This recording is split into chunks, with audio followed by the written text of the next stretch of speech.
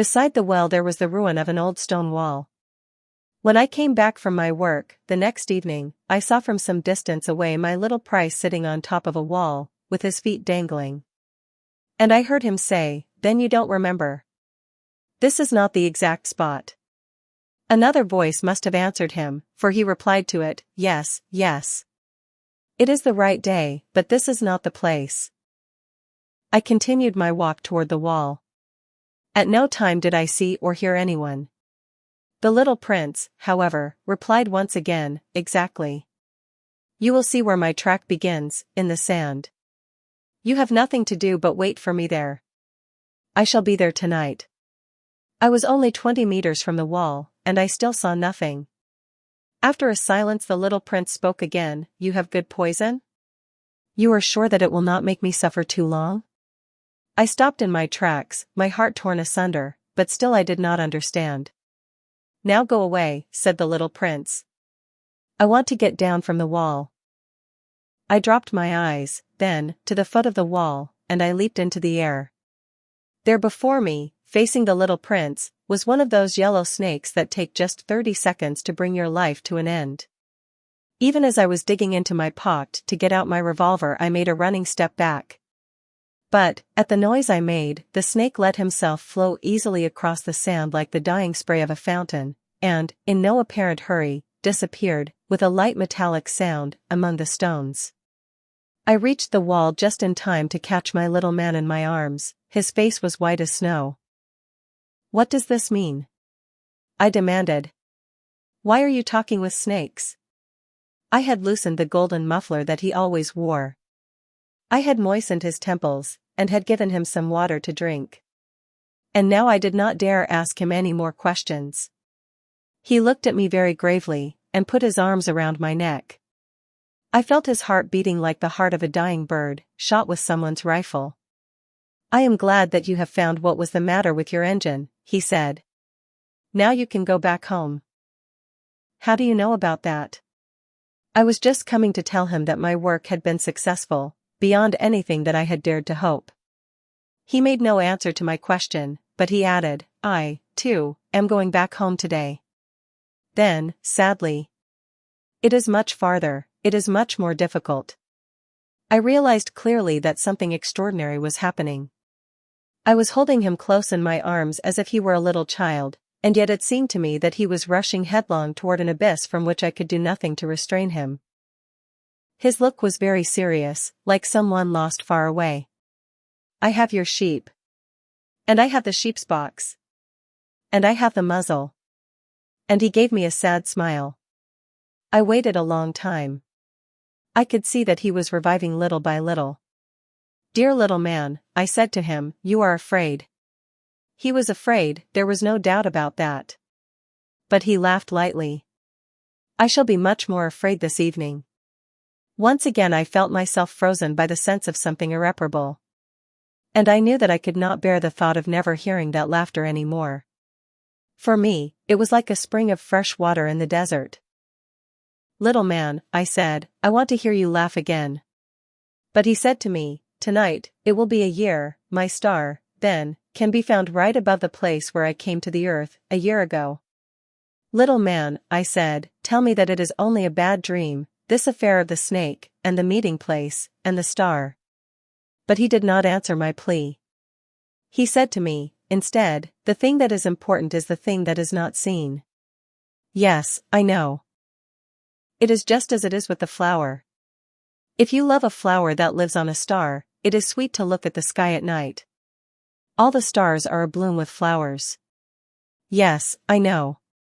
It is just as it is with the water. Because of the pulley, and the rope, what you gave me to drink was like music. You remember, how good it was. Yes, I know. And at night you will look up at the stars. Where I live everything is so small that I cannot show you where my star is to be found. It is better, like that. My star will just be one of the stars, for you. And so you will love to watch all the stars in the heavens, they will all be your friends. And, besides, I am going to make you a present. He laughed again. "Ah, little prince, dear little prince." I love to hear that laughter. that is my present. Just that. It will be as it was when we drank the water. What are you trying to say? All men have the stars, he answered, but they are not the same things for different people. For some, who are travelers, the stars are guides. For others they are no more than little lights in the sky. For others, who are scholars, they are problems. For my businessman they were wealth. But all these stars are silent. You alone, will have the stars as no one else has them. What are you trying to say? In one of the stars I shall be living. In one of them I shall be laughing. And so it will be as if all the stars were laughing. When you look at the sky at night, you, only you, will have stars that can laugh. And he laughed again. And when your sorrow is comforted, time soothes all sorrows, you will be content that you have known me. You will always be my friend. You will want to laugh with me. And you will sometimes open your window, so, for that pleasure, and your friends will be properly astonished to see you laughing as you look up at the sky. Then you will say to them, yes, the stars always make me laugh. And they will think you are crazy. It will be a very shabby trick that I shall have played on you. And he laughed again. It will be as if, in place of the stars, I had given you a great number of little bells that knew how to laugh. And he laughed again. Then he quickly became serious. Tonight, do not come, said the little prince. I shall not leave you, I said. I shall look as if I were suffering. I shall look a little as if I were dying. It is like that. Do not come to see that. It is not worth the trouble. I shall not leave you. But he was worried. I tell you, it is also because of the snake. He must not bite you. Snakes, they are malicious creatures. This one might bite you just for fun.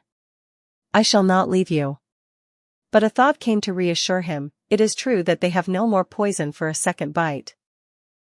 That night I did not see him set out on his way. He got away from me without making a sound. When I succeeded in catching up with him, he was walking along with a quick and resolute step.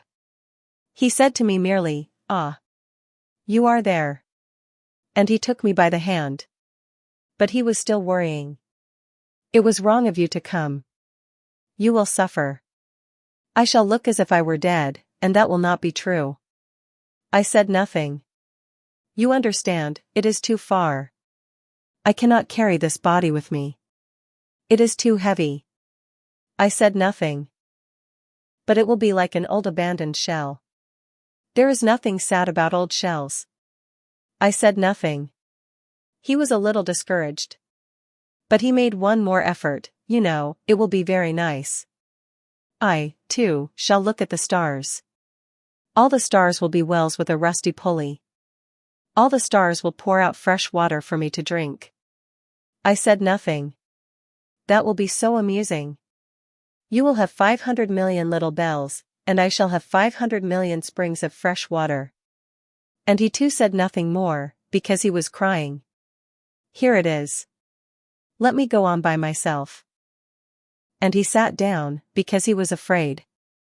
Then he said, again, my flower. I am responsible for her. And she is so weak. She is so naive. She has 4 thorns, of no use at all, to protect herself against all the world. I too sat down, because I was not able to stand up any longer. There now, that is all. He still hesitated a little, then he got up. He took one step. I could not move. There was nothing but a flash of yellow close to his ankle. He remained motionless for an instant. He did not cry out. He fell as gently as a tree falls. There was not even any sound, because of the sand.